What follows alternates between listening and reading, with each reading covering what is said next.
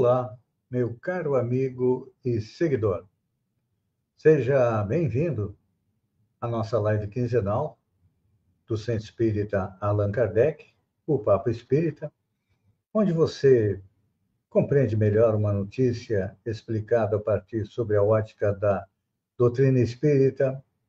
Você tem indicação de livros, encerramos sempre com uma música espírita e temos também os fatos importantes que aconteceram durante a história do espiritismo no Brasil e também no mundo. E vamos começar fazendo uma oração, agradecendo a Deus, que é a inteligência suprema, a causa primária de todas as coisas, o grande arquiteto do universo, pela oportunidade de estarmos juntos aqui, procurando compreender um pouco melhor o mundo que nos cerca.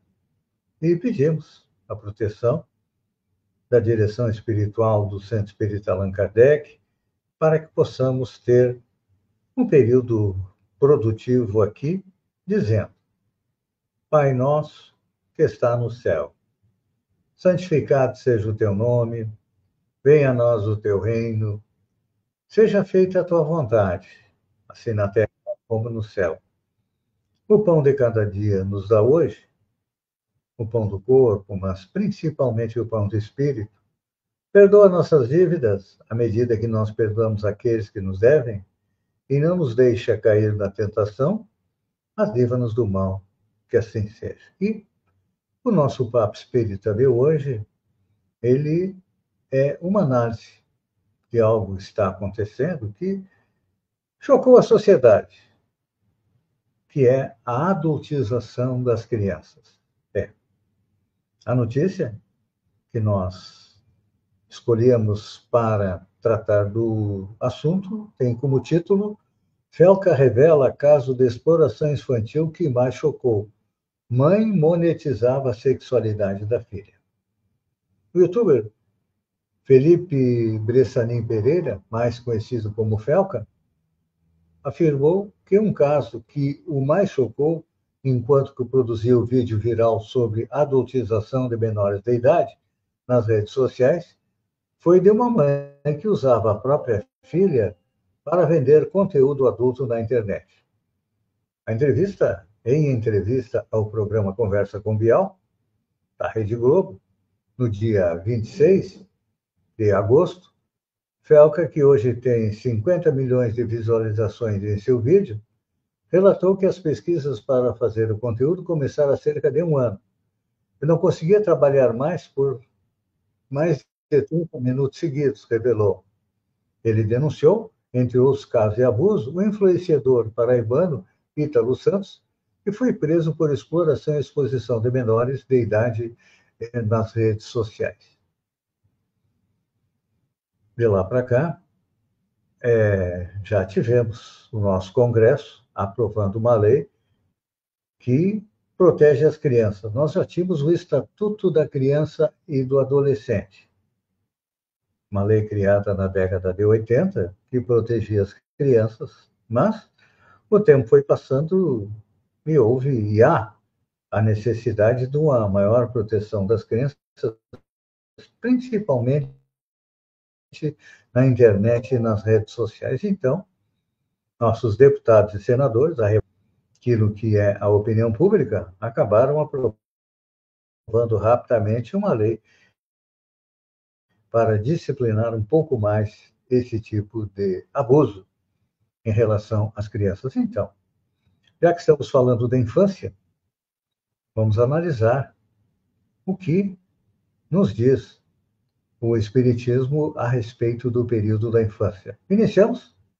pela nossa obra fundamental, que é o Livro dos Espíritos, que foi lançado por Allan Kardec no dia 18 de abril de 1857 e nos traz a filosofia espírita.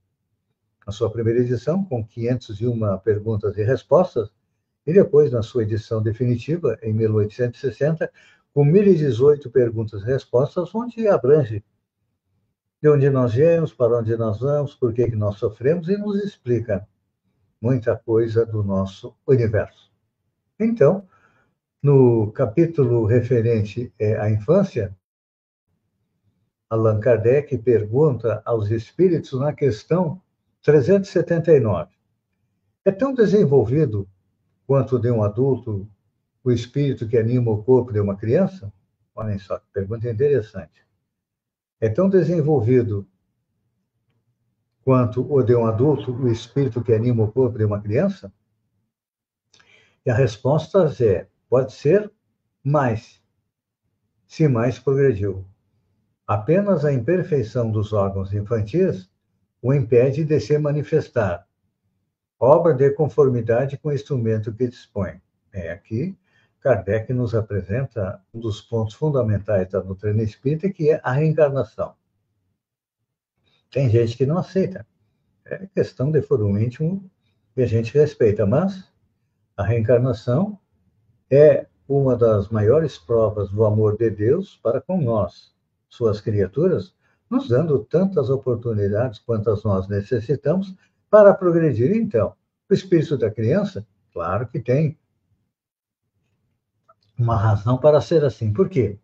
Na pergunta seguinte, Kardec questiona: abstraindo-se do resultado que a imperfeição dos órgãos opõe à sua livre manifestação, o espírito numa criancinha pensa como criança ou como adulto? Essa é uma pergunta interessante.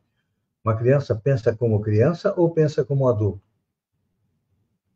Ó, e a resposta dos espíritos é a seguinte: desde que se trate de uma criança, é claro que, não estando ainda nela desenvolvidos, podem os órgãos da inteligência dar toda a intuição própria de um adulto ao espírito que o anima. Este, pois, tem efetivamente limitada inteligência, enquanto a idade não amadurece a razão. A perturbação que o ato da encarnação produz no espírito não cessa de súbito, por ocasião do nascimento. Só gradualmente se dissipa com o desenvolvimento dos órgãos. Interessante, né? Há um fato de observação que apoia essa resposta. Os sonhos, numa criança, não apresentam o caráter de um adulto. Quase sempre, pueril é o objetivo dos sonhos infantis, que indica que a natureza são as preocupações respectivas do espírito. Então, aqui, os espíritos nos colocam que a inteligência, o raciocínio e principalmente o livre-arbítrio de uma criança não estão plenamente desenvolvidos. E a gente percebe o quê? Nos dias de hoje, famílias tratando crianças de 2, 3, 4, 5, 10 anos como se fossem adultos. Não deveria ser assim, porque, infelizmente, a inteligência, a razão, principalmente o livre-arbítrio, ainda não se encontram completamente desenvolvidos. E é claro que a consequência é o quê? A tomada de decisões erradas.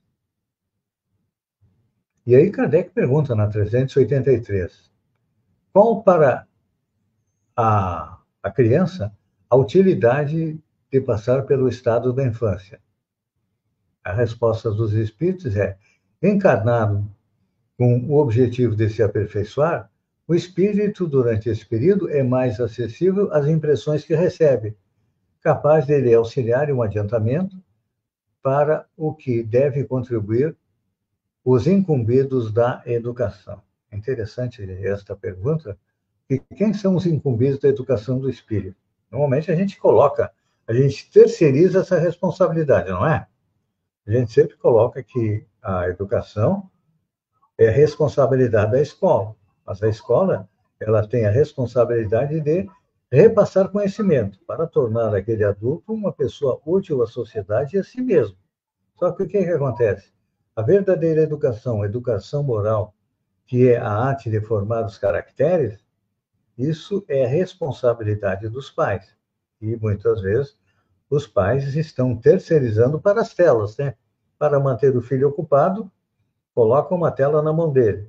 E aí, quem vai educar o filho não é o pai nem a mãe, mas é um jogo violento, são os videozinhos do YouTube, do TikTok, que acabam, em vez de melhorar o desenvolvimento moral da criança, acabam, vamos dizer assim, deseducando. Tem mais. Na 385, ainda no Livro dos Espíritos, pergunta Kardec: o que determina a mudança que se opera no caráter do indivíduo em certa idade, especialmente ao sair da adolescência?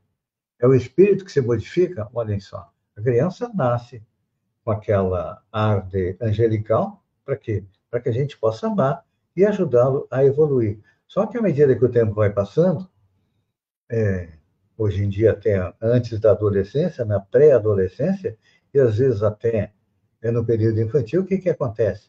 O espírito começa a se mostrar tal qual ele era nas encarnações anteriores. Por quê? Todos nós somos herdeiros de nós mesmos. Tem um ditado que diz que filho de tigre está pintado. Esse ditado não é completamente correto, porque nós temos famílias espirituais e famílias corporais. Na nossa família corporal, muitas vezes nós recebemos espíritos amigos, com quem já tivemos um bom relacionamento no passado, mas também recebemos espíritos com quem nós tivemos problemas de relacionamento. Por isso que diz que muitas vezes a família tem o quê? Tem uma ovelha negra. E essa ovelha negra é quem? É alguém com quem nós tivemos atritos no passado, então viemos para quê? Para aprender a nos amar e para aprender também a nos suportar. E Kardec também nos coloca na Revista Espírita, que foi uma revista lançada e editada por ele durante 12 anos, era um meio de comunicação na época de Allan Kardec com o mundo. Então, tem na Revista Espírita de fevereiro de 1859 uma dissertação de um espírito a respeito da infância.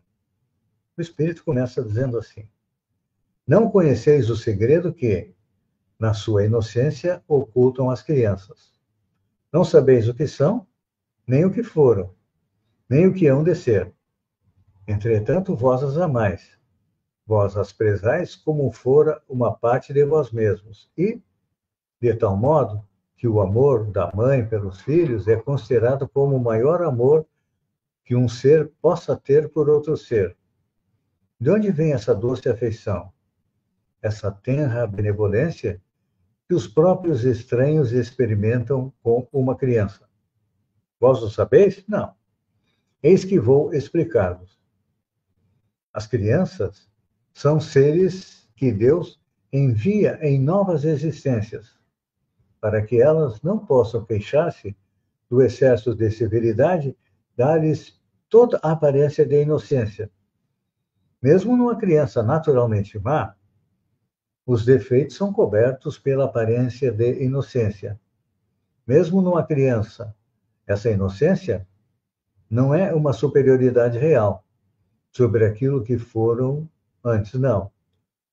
É a imagem que deveria ser e que não são. A culpa cairá sobre elas unicamente. E segue o Espírito colocando. Mas não foi apenas por eles que Deus lhe deu tal aspecto. Foi também, sobretudo, por seus pais, cujo amor é necessário à sua fraqueza, pois esse amor ficará singularmente enfraquecido à vista de um caráter impertinente e intratável, ao passo que supondo os filhos bons e meigos, lhes dão toda a afeição e cercam-nos de atenção mais delicada. Quando, entretanto, aos 20 anos, seu caráter real e individual se revela com toda a sua nudez, permanece bom se for fundamentalmente bom. Manse e risa sempre de nuances que estavam ocultas na primeira infância. Vedes que os caminhos de Deus são sempre os melhores e que, quando se tem o coração puro, é fácil conceber a explicação. Então tá, essa explicação desse espírito, ela vem complementar e esclarecer um pouco melhor aquilo que Allan Kardec nos coloca nas obras da codificação espírita. E a respeito desse período de infância e adolescência, o espírito Joana de Ângeles, através da psicografia de Edivaldo Pereira Franco, que retornou à pátria espiritual neste ano, Tem um livro que eu recomendo para todos, vou falar depois sobre ele na recomendação de livros, que é Adolescência e Vida, diz Joana de Anjos, que é, na minha visão, a maior autoridade espírita em psicologia, tanto de adultos como de crianças. Relata Joana de Anjos, à medida que a ciência e a tecnologia ampliam os horizontes do conhecimento humano, proporcionando comodidade e a realização edificante que favorece o desenvolvimento da vida, vem surgindo audaciosos conceitos comportamentais que pretendem dar novo sentido à existência humana, consequentemente, derrapando em abusos intoleráveis que conspiram contra o desenvolvimento moral e ético da sociedade. Segue Joana de Ângeles. Nesse sentido, as grandes vítimas da ocorrência são os jovens que, imaturos, se deixam atrair pelas disparidades das sensações primárias, comprometendo a existência planetária, às vezes de forma irreversível. Dominados pelos impulsos naturais do desenvolvimento físico, antes mesmo do fenômeno nas áreas emocional, encontrem nas dissipações que se permitem expressões vigorosas de prazer que os anestesiam ou os excitam até a exaustão, levando-os aos desequilíbrios e ao desespero. Quando, cansados e inquietos, tentam fugir da situação, quase sempre enveredando pelo abuso do sexo e das drogas, que se associam em descalabro cruel, gerando sentimentos inqualificáveis. O único antídoto, porém, ao mal que se agrava e se readia em contágio pernicioso é a educação. Consideramos, porém, a educação no seu sentido global, aquela que vai além dos compêndios escolares, que reúne valores éticos da família, da sociedade e da religião. Não, porém, de uma religião convencional, e sim que possua fundamentos científicos e filosóficos existenciais estribados na moral vivida e ensinada por Jesus. Pois é. Aqui nós vemos hoje em dia, né? O que Joana de Ângeles nos fala é o que nós percebemos nos dias atuais. Infelizmente, grande parte da nossa juventude, dos adolescentes, sem a influência positiva da família, influência moral e influência espiritual e religiosa, acabam se perdendo. E a gente sabe que hoje em dia, já que estamos no mês de setembro, e é o mês da prevenção ao suicídio, que é o Setembro Amarelo, nós temos muitos jovens se suicidando porque falta o quê?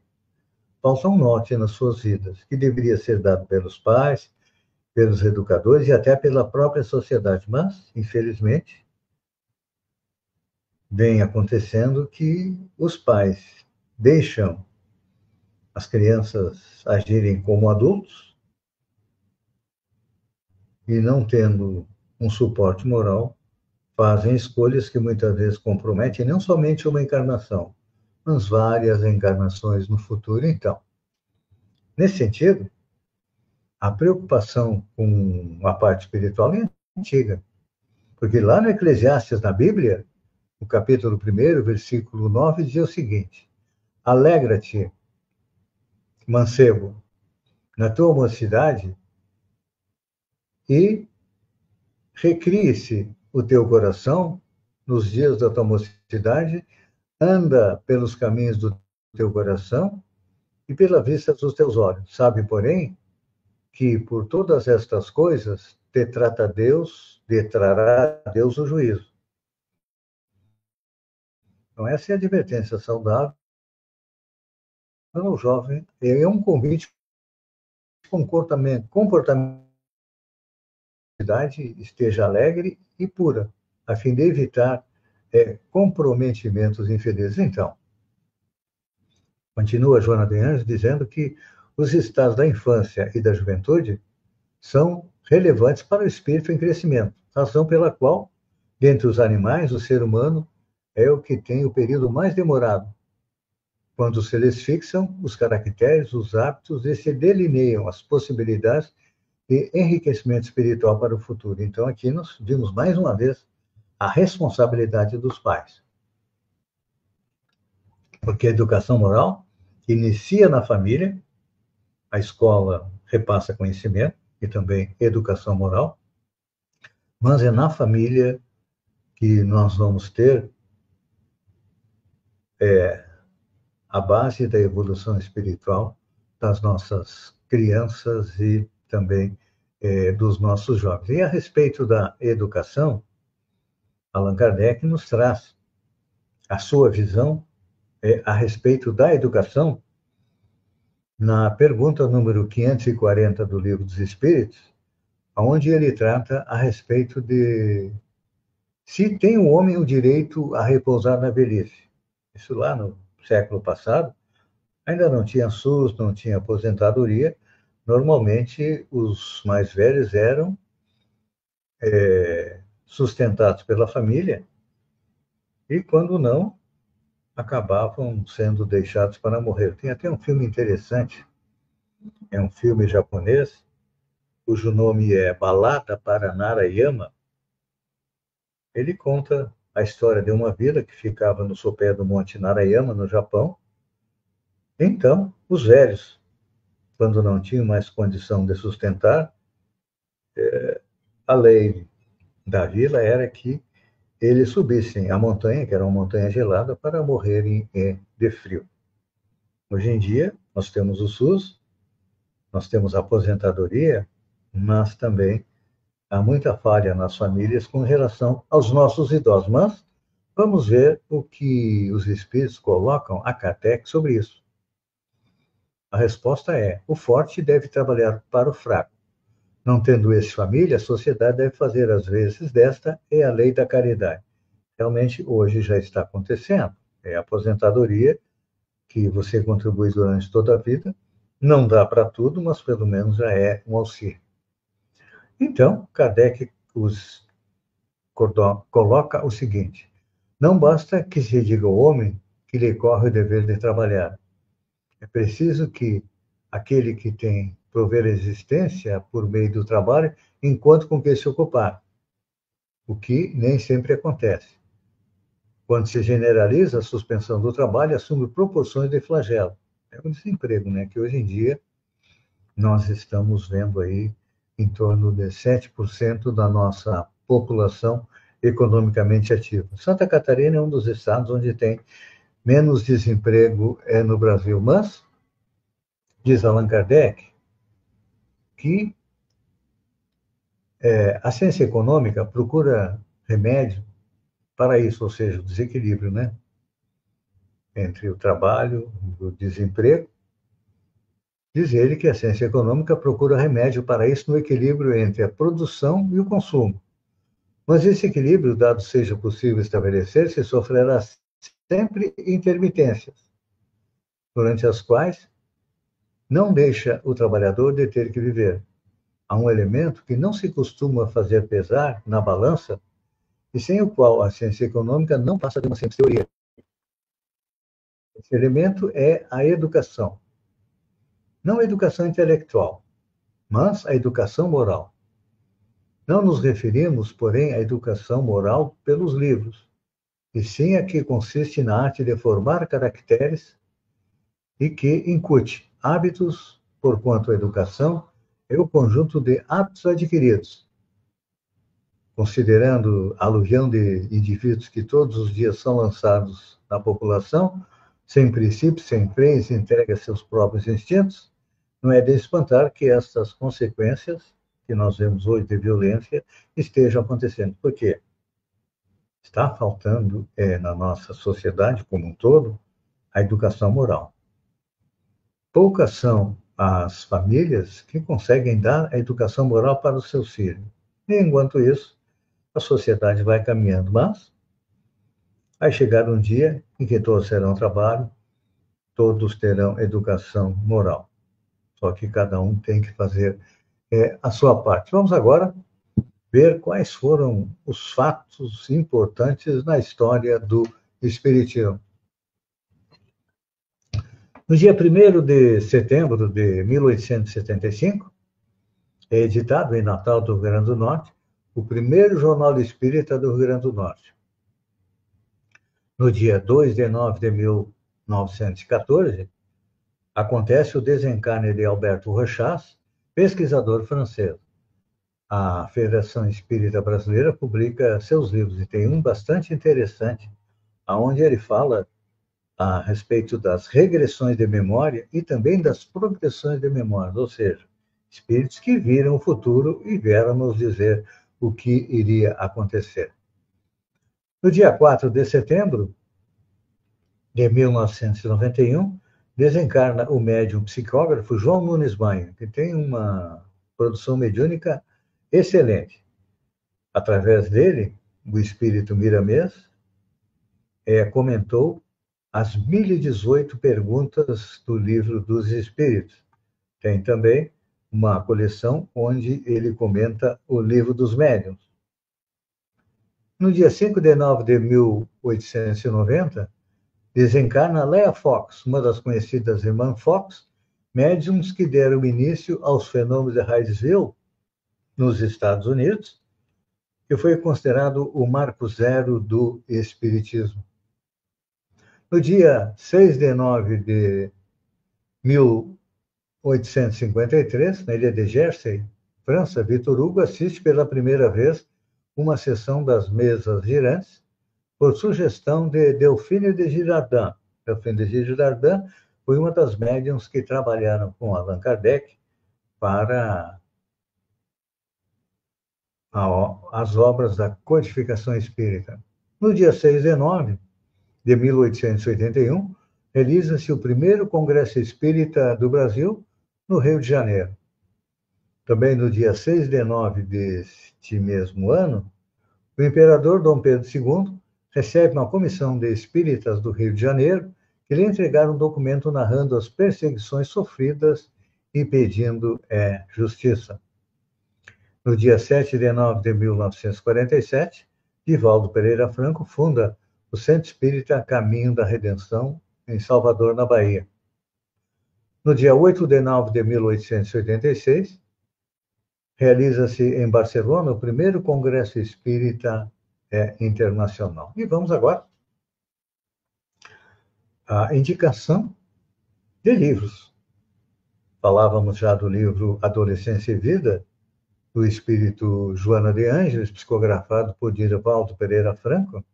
Ele tem alguns capítulos extremamente interessantes. Então, ele coloca no capítulo 1º que a adolescência é fase de transição e de conflitos. Com certeza, todos nós que já fomos jovens um dia,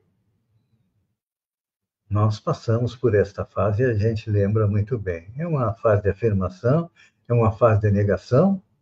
Meu pai não sabe nada, minha mãe não sabe nada, eu é que sei. E aí o tempo vai passando, a gente vai compreendendo que o pai e a mãe tinham razão. Também trata a respeito do adolescente e sua sexualidade, sobre o projeto de vida, algo que nós temos que auxiliar os nossos filhos a terem. Trata também do adolescente na família. Trata também a respeito das possibilidades e limites para os jovens. Hoje em dia, nós estamos deixando os nossos jovens tomarem as rédeas das suas vidas, apesar de eles ainda não terem discernimento necessário para poder fazer isso. Falam a respeito do amor e da paixão, falam a respeito do namoro. Hoje em dia não é mais namoro, né? Hoje em dia é ficar. Fala também a respeito da autorrealização do adolescente através do amor, fala da gravidez na adolescência. O adolescente é a religião, normalmente o adolescente é avesso à religião, mas precisamos mostrar-lhes que religião e espiritualidade são coisas diferentes, que ele tem que tratar a sua espiritualidade. Tem também o segundo livro que eu recomendo, é Educação segundo o Espiritismo. A escritora é Dora Encontre, pedagoga brasileira. Esse livro, Educação segundo o Espiritismo, é o livro mais vendido de Dora Encontre, doutora em educação, coordenador da Universidade Livre e Paideia. Trata-se da perspectiva pedagógica do Espiritismo e de uma possível perspectiva reencarnacionista na educação. Ele foi publicado pela primeira vez em 1997, passou por diversas revisões e a edição de 2012 ela foi reescrita mais profunda, explicando a própria autora no prefácio da presente edição. O livro tornou-se referência para o tema pedagogia espírita, sobre a qual a Dora Encontre também fez sua tese de doutorado na USP. Temos também Educação Espírita, a autora é Heloísa Pires. O Espiritismo, como síntese do processo de conhecimento, exige um novo método educacional que reflita a compreensão do mundo e do homem. A filosofia espírita tem por objetivo a educação que vai situar o homem no universo. O Deus de amor, a reencarnação, o perdão infinito do Pai, a nova visão da morte, exigem novos processos de educação. E Heloísa Pires lança essas bases. O seu pai, José Herculano Pires, também nos traz a sua colaboração com o livro Pedagogia Espírita.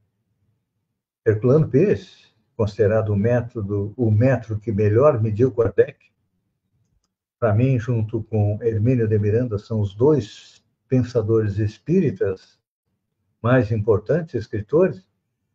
Herculano Pires diz que a educação espírita começa no lar.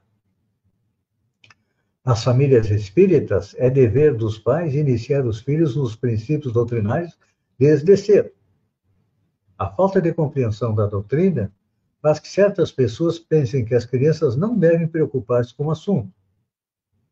Essas pessoas esquecem que seus filhos necessitam de orientação espiritual e que essa orientação será tanto mais eficiente quanto mais cedo lhe for dada. Kardec, num trecho da Revista Espírita, conta como, na França, já a seu tempo, a educação espírita no lar começava a produzir maravilhosos efeitos. Então, realmente, Herculano Pires sintetiza aquilo que nós espíritas devemos fazer com nossos filhos, nossos netos, procurar educá-los para a eternidade. Não adultizá-los, não. Tratá-los como espíritos que estão reencarnados, que precisam de alguém que lhes dê a mão e lhes mostre o futuro brilhante que todos nós temos, que um dia todos nós chegaremos a ser bons espíritos e finalmente chegaremos à categoria de espíritos puros. Para encerrar, eu convido você agora para fazermos uma oração, agradecendo a Deus,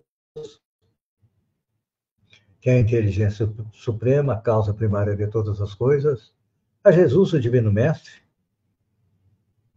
por esta oportunidade de aprendizagem de aumentar o nosso conhecimento, dizendo: Pai nosso que está no céu, santificado seja o teu nome, venha a nós o teu reino, seja feita a tua vontade, assim na terra como no céu. O pão de cada dia nos dá hoje, o pão do corpo, mas principalmente o pão do espírito. Perdoa nossas dívidas à medida que perdoamos aqueles que nos devem, e não nos deixa cair na tentação, mas livra-nos do mal, que assim seja. Encerrando, eu deixo com vocês uma música que sintetiza tudo aquilo que nós falamos aqui neste Papo Espírita. Um beijo no coração e até o próximo Papo Espírita, então.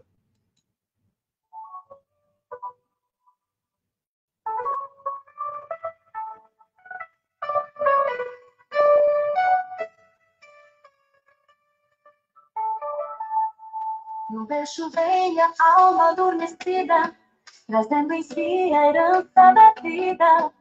Inocência de cobra, expressão, proteção divina em doce missão. É pausa sagrada, repouso bendito, em corpo frágil, espírito aflito. Na infância aprende, em nova morada, a se refazer da estrada passada. O choro primeiro é voz de esperança, que pede ternura, cuidado e confiança.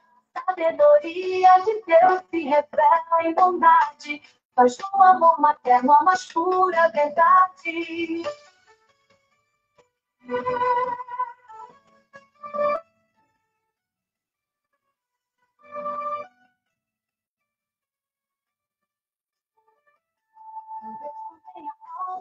adormecida, trazendo em si a herança da vida.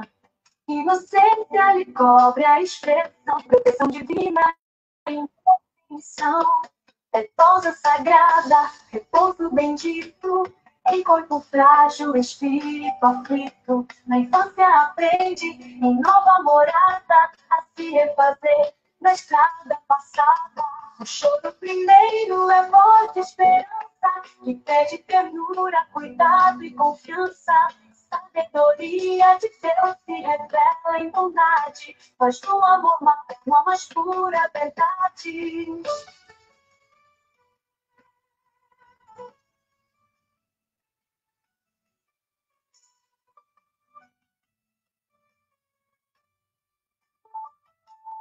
O primeiro é voz de esperança, que pede ternura, cuidado e confiança. Sabedoria de Deus se revela em bondade, faz do amor materno a mais pura verdade. São seres antigos em veste infantil, ocultam lembranças do além sutil. Em cada olhar, mistério se encerra, daqueles que vêm de outras esferas. Crescendo revela-se a essência guardada, você se desnuda da forma velada. Se o bem cultivou, floresce no amor. Se o mal conservou, ressurge na dor. Na juventude, em fogo e tentações, busca alegria em vãs ilusões. Mas a educação, em amor profundo, é luz que conduz e renova o mundo. Mas são guardiões de missão sagrada, guiam os filhos na senda elevada. Amor e disciplina, ternura e cuidado, são leis divinas no lar abençoado. E ao fim da vida, a infância retorna, o espírito aprende, se ajusta, se reforma. Da infância ao ocaso, a lição se refaz, na lei de Deus que é justiça e paz.